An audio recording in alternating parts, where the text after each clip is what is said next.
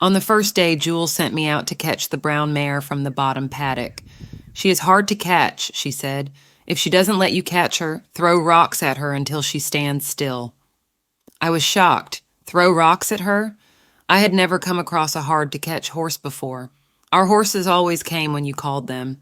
Throwing rocks at a horse seemed like a dumb idea to me. I didn't think I would throw rocks, but I went out to catch her, feeling confident she would come to me. Horses liked me.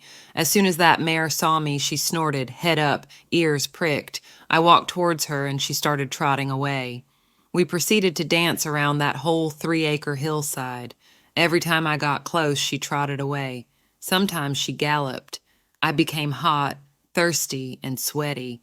After a while, a sense of rage bubbled up inside of me. I looked around for some small rocks. I gathered a handful and I turned towards her. The mare saw the look in my eye. She snorted, the sound a steam train makes, and trotted away, tail in the air, head held high. I threw a rock at her and she galloped. So I threw another. I was so mad, and my pride was a little hurt. Eventually she turned and looked at me, snorting loudly with her ears pricked, eyes wide. When she did that, I stopped and stood still, catching my breath.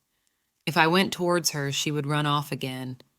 After a while, I stopped throwing rocks because it still seemed like a dumb idea, and I stopped being mad. Also, I would clearly run away from someone who threw rocks at me.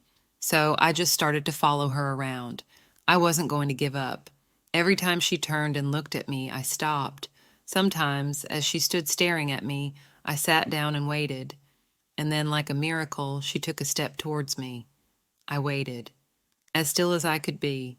If she moved away again, I followed. This became like a meditative dance with us matching footfalls and directions as we moved through the paddock.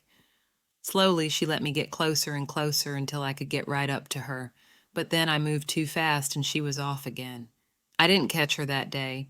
I just allowed her to sniff my hair, her grassy breath blowing warmly against my cheek, and then I went back to the house. I learned something that day that changed my way with horses forever.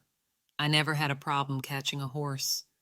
Over the years, I went on learning more about connecting with horses in their natural environment until one day I used it to catch a wild stallion.